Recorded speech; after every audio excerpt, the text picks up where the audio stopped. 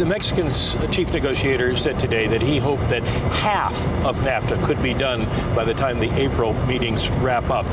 Is that enough to keep them going? If you get to that point and the electoral calendar starts to intervene, are you willing to suspend the talks and say we've accomplished enough to keep it going perhaps until after the U.S. midterms? Well, Canada doesn't have the same kinds of pressures that both the U.S. and Mexico have. We're happy to move forward. We're happy to make progress. We're diligent about doing our homework, showing up, and making sure that we're delivering creative ideas and forward movement at the tables. I understand the time pressures our partners are under. We're happy to accelerate so we can accommodate them.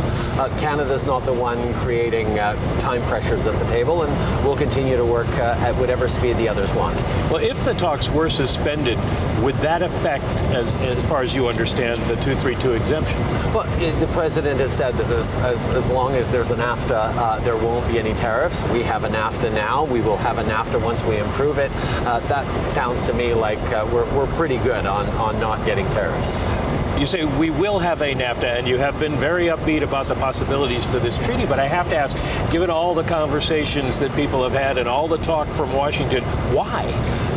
NAFTA has been good for the United States. It's been good for Canada. It's been good for Mexico. It's been good over the past 25 years.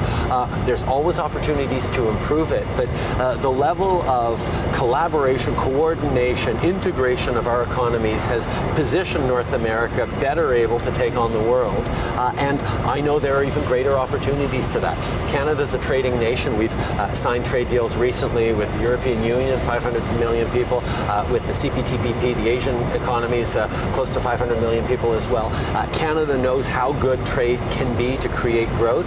We need to do a better job of ensuring that everyone gets to benefit from that growth, but that's very much why we're being thoughtful and progressive in some of the ways we're putting forward on labor standards, on women's rights, on things that will make sure that the fears people have around globalization are actually allayed by demonstrating that that growth can benefit everyone.